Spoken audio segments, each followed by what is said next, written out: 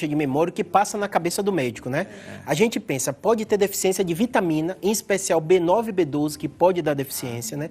Tem algumas doenças sexualmente transmissíveis. A gente sabe que a população mais idosa hoje, né, com o Viagra, que essas coisas, às vezes tem vida sexual ativa, ele pode ter problema com sífilis. Sífilis pode dar problema de memória. O vírus HIV também. Então a gente vai fazer um monte de sorologia para ver se ele não tem isso, né? E além disso, tem essas doenças metabólicas, né? Que deficiência dos hormônios tireoidianos podem dar também problema de memória. E a gente abre outro leque de outras doenças. Então, é importante você falar isso, porque a pessoa tem uma perda de memória ou falta de memória, ela tem que analisar de um modo geral. Não é só simplesmente falar, estou com problema de cabeça, estou com Alzheimer, não desesperar. E ainda tem doenças focais que a gente trata. Tumor pode dar, a hidrocefalia de pressão normal é uma causa importante. O idoso, às vezes, o cérebro atrofia, a quantidade de líquido aumenta, às vezes comprime, e a gente precisa de cirurgia. Então, assim, são tantas coisas que o ideal, pontapé inicial, às vezes você nem precisa procurar um neurocirurgião nem um neuro. O clínico geral, o médico da família. Eu estou orientando muitos pacientes, eu sei que sua população é muito população da terceira idade, o geriatra. Eu briguei até com um paciente meu brincando com ele, que ele só ia para mim. Eu fiz, como assim? Você teve um procedimento neurocirúrgico, você passou, você está bem, você precisa de um geriatra. E ele, às vezes, vai, porque descobriu alguma doença, vai só no especialista. E esquece da saúde como um todo. O que é que mais mata? Doença cardiovascular, é o AVC. Às vezes uma coisinha que a gente não deu atenção. E o paciente, às vezes, não dá. Doutor, um trauma emocional, ele pode, de repente, apagar uma parte da memória da gente? Assim? Pode sim. O que é que acontece? Às vezes tem pacientes que o trauma emocional é quase uma defesa do cérebro mesmo, faz ele esquecer aquele evento. Geralmente, quando eu noto isso, eu converso com o paciente, procuro atendimento psicológico, né? Porque normalmente na consulta ele fala, eu tive um trauma, eu fui abusado, eu tive isso. E a partir dali eu desencadeio uma série de processos. É um mecanismo de defesa. Com certeza. Para não trazer aquilo de volta. Perfeito. E eu explico para os pacientes, porque eu sei que tem vários tipos, né? Tem paciente que adora isso, né, de ir para o psicólogo, e tem paciente que tem um preconceito. Achar o médico só que fica conversando, não dá remédio e tal. Eu explico o seguinte, existem um monte de estratégias e trabalhos comprovando o papel da psicologia nisso.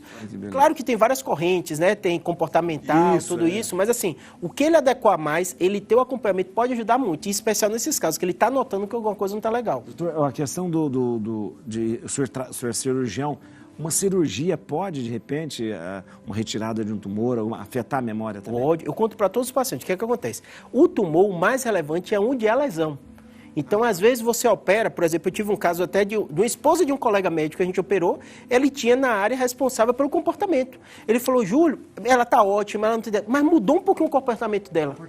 Então, eu falo assim, tudo na medicina, na neurocirurgia, hoje a gente tem um conhecimento muito grande, então a gente consegue prever os possíveis problemas. Às vezes é difícil da gente identificar, porque ele fala, eu não sei se é porque ela passou por essa cirurgia tão delicada e está bem, ela está eufórica. Então, é uma coisa mais emocional? Emocional, ou tem a ver com a cirurgia. Eu falo assim, pela localização, é possível, sim. Então, você tem muitas essas coisas que eu falo assim, às vezes na saúde acontece um problema, você tem que imaginar as consequências e você tem que partir a partir dali. Se está notando isso, vamos para o psicólogo, vamos tentar reabilitar e identificar o que está acontecendo. A epilepsia é uma das ocorrências maiores que a gente tem. Muita gente tem epilepsia. 2% da população mundial. 2%? 1 a 2%, é. Doutor, e a epilepsia ela pode também causar alguma coisa que possa afetar a memória, alguma coisa? O que acontece? O mais importante da epilepsia é onde é o foco dela, onde começa. Então, se for, às vezes, na área da memória, o paciente, às vezes, tem uma relação muito com o sistema límbico. Então, tem paciente que pode ter apagão, que a gente chama ausência. Então, ele está conversando com você, daqui a pouco continua. É óbvio que paciente, às vezes, com déficit de atenção também acontece isso, né? Mas é porque ele está pensando em outras coisas, né? Porque apagou. Ou tem pacientes que têm alterações comportamentais e emocionais. Então, tem um prazer muito grande, tem uma euforia, porque a crise localizou no sistema límbico. A questão da epilepsia... Um dia a gente podia fazer um programa sobre epilepsia, né? A gente nunca falou, né? É um tema muito bom. Interessante, a epilepsia falou aonde ela atua, porque ela não é só num lugar do cérebro. Não, O que acontece? O cérebro da gente, ele funciona por circuitaria elétrica. Por isso que a gente tem eletroencefalograma, tem eletrocardiograma, então a gente analisa. A depender do problema da circuitaria elétrica, ali é o local que aquilo se inicia. Então pode ser em qualquer lugar. Pode ser iniciar. Os pacientes com epilepsia perguntam muito isso. Júlio, como eu tomo remédio crônico minha vida inteira, isso não pode afetar minha memória, antigamente a gente mesmo dava dose muito alta, tinha remédios muito fortes. Hoje é muito raro de dar. O senhor já deve ter ouvido, antigamente até botava o nome comercial de um remédio, dizia assim, fulano é Gardenal. Mas hoje em dia, o que acontecia? Às vezes dava em crianças muito pequenas, dose muito alta. Hoje a gente consegue controlar e é muito raro ter algum efeito maior por causa da medicação. Ainda existe o Gardenal? Existe, a gente usa bastante, é oferecido no SUS e tudo. Doutor, é só uma coisa... Então, é remédio tranquilizante, tipo assim, pessoa que toma muito remédio.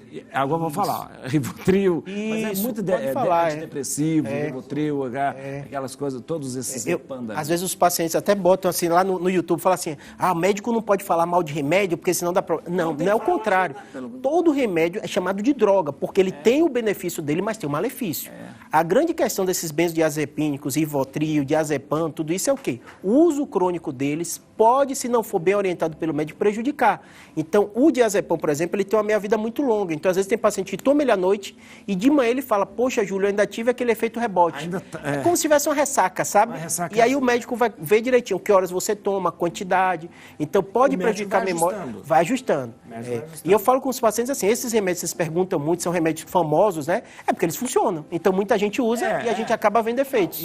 Agora eu falei uma coisa, que às vezes a gente tem essa coisa assim, não podemos falar nome de remédio. Nós temos que falar. Com certeza. É o seguinte, às vezes, não adianta o médico chegar aqui e falar o princípio ativo do remédio, sendo que você tem um remédio, ele tem que falar o nome, a gente está aqui para orientar. Não é questão de fazer propaganda ou não fazer propaganda, mesmo porque não adianta fazer propaganda de remédio, porque você tem que ter receita. Mas tem que falar para a gente, é uma questão de informação. Eu acho que a sociedade vai amadurecendo, eu recebo também muito lá assim, eles ganham bilhões, né? O mundo que a gente vive é assim, as empresas investem e nosso papel como médico é orientar.